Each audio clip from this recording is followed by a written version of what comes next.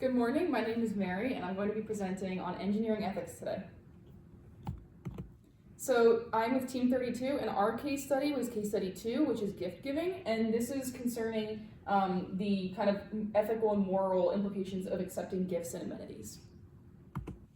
So as an introduction, we're going to go over an agenda and what this presentation is going to accomplish. So first we're going to have our summary of case 2. Gift giving. We're going to go over a review of some code of ethics violations, an official decision which was never officially come to, but I'll go over that, some conclusions drawn from our class discussion, our team perspective, and finally a conclusion. So as a summary of this case, we have a department manager named Tom who works for an engineering firm, and he's in charge of the selection process for some new valves in a chemical process unit. And his main accomplishment is that he recommended safer and less expensive valves, and the salesman who sold him these valves is named Jim, and he invites Tom on a lavish fishing trip to South America. And an important thing to note here is that the invitation was extended after the valves were purchased. And our ethical dilemma that we're focusing on here is, should Tom accept this invitation, and where can we sort of draw the line between morally acceptable and unacceptable conduct in the workplace? So now we're going to go over our code of ethics violations. So our 4 fundamental canons that we're going to review are the following. Engineers shall act for each employer or client as faithful agents or trustees. Engineers shall avoid deceptive acts. Engineers shall not be influenced in their professional duties by conflicting interests. And engineers shall be guided in all their relations by the highest standards of honesty and integrity. So now we're going to take a deeper dive into each section that's violated. So the first is section 2.4.c, and this one says engineers shall not solicit or accept financial or other valuable consideration directly or indirectly from outside agents in connection with the work for which they are responsible. And so for this, the team thought about, regardless of the fact that Jim's recommendation was made before receiving the offer, Tom would be accepting a very high value gift from an outside agent who, without this connection with the work that Tom's responsible for, would not have otherwise extended this invitation after the investment in his product. So this sort of introduces a complicated conflict of interest. And the next violation that we're going to consider is section 2.5.b, which states engineers shall not offer, give, solicit, or receive, either directly or indirectly, any contribution to influence the award of a contract by public authority, or which may be reasonably construed by the public as having the effect or intent of influencing the awarding of a contract. So for this one, the team thought about how, although the fishing trip was offered after Tom made his recommendation, which is a point that's going to come up a lot, acceptance of it could reasonably be perceived as influencing Tom's professional judgment and future purchasing decisions. And the third section we're going to go over today is 3.1.e, which states engineers shall not promote their own personal interest at the expense of the dignity and integrity of the profession.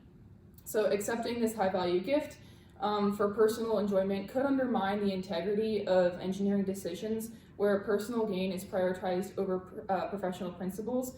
And although this could advance company relations with vendors, it is seen as something that's pursued as personal enjoyment, especially to somebody who's not involved in this relationship between Tom and Jim. And the last section we're going to go over today is 3.5.a, which states engineers shall not accept financial or other considerations, including free engineering designs from material or equipment suppliers for specifying their product. And while the offer was not extended until the product is specified, it isn't clear whether the offer must be made for it, or when the offer must be made for it to be considered a violation. And so we kind of drew the conclusion that this should be treated as meaning any time for any kind of financial or other consideration. And Tom's recommendation wasn't directly contingent on the fishing trip, but accepting the offer after the fact violates this obligation by creating sort of a perception of misconduct and conflict of interest. So there was no official conclusion drawn in this case. It was a fictional case, however, there were arguments presented both for and against acceptance of it. And so over here, I should say in favor, Tom's action cannot be an example of accepting a bribe in the true sense of the term because he didn't make the decision because of Jim's offer, so it's not really directly related. And it was offered after Tom's decision without knowledge of the trip ahead of time. So this is a good reason why it would be okay if Tom accepted the invitation. And then over here we have an argument against acceptance. The case stated knowledge of the gift could influence others to buy from Jim, even if Jim's products are not the most appropriate for them. So this kind of serves as something like a bribe ahead of time for other people from the outside. And other companies might say, hey, if we buy from Jim, we can expect a nice gift. And this just includes or introduces a lot of conflict.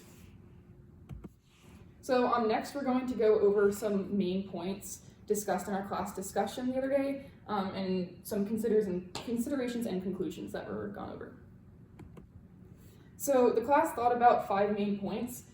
The first is just questioning what makes an action bribery in the first place. So we considered what dollar amount is appropriate. This fish and chip is quite expensive, so that's a main point of concern. What time should the gift be offered, before or after like an engineering decision is made? What is the result of the action? That's also very important, whether the integrity of the decision is compromised. And the trip seems too much. Like I said, it's kind of serves as a bribe ahead of time. So other companies might purchase from Jim even if the product isn't the best. And the case gave an example of an alternative gift that may be allowed is like just a plastic $5 pen as kind of like keeping up with business relations. And so that would be a better alternative than this lavish trip. The third point that the class talked about was to what extent should there be a relationship between customers and suppliers. Major companies have guidelines for accepting gifts, and this was a main point brought up as something to be looked into before drawing any kind of serious conclusion. The main thing that we concluded was that the trip was offered before Tom's decision. Or if the trip was offered before Tom's decision, it would 100% be bribery, because that would definitely influence how Tom thought about what decision he was going to make. And then finally, something interesting that came up during class was that ethical implications depend on culture. One classmate brought up that in Japan, it's frowned upon to not accept a gift, so it really depends on where you are.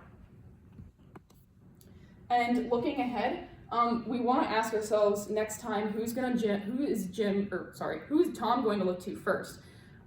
It's going to be Jim, because he offered him this awesome trip, and he's going to think, hey, maybe I'll get something out of it again. So maybe next it's a ski trip or something else that's super expensive and really introduces this conflict.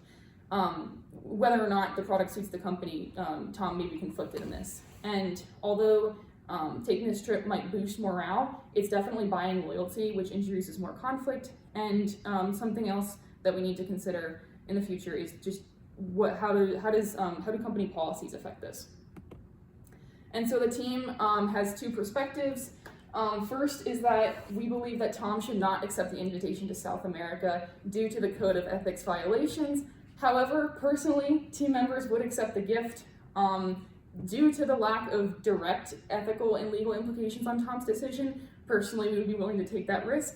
It would benefit the company through ongoing cordial relationships with vendors and just general free will to take the trip.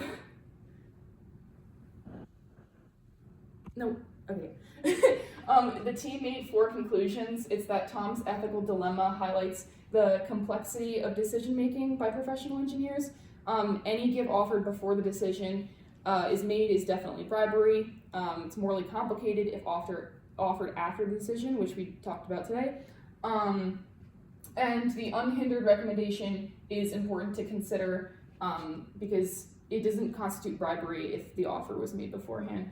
And then another thing to look at is that transparency and impartiality in ethical decisions is necessary to maintain professionalism in the workplace and to preserve competitiveness. So these are just some important conclusions that the team came to. And one last thing to consider is a plot twist. Tom and Jim are brothers. What now? It just highlights how many things you have to look into and how many factors you need to consider before coming to any kind of ethical or moral conclusion. Thank you very much.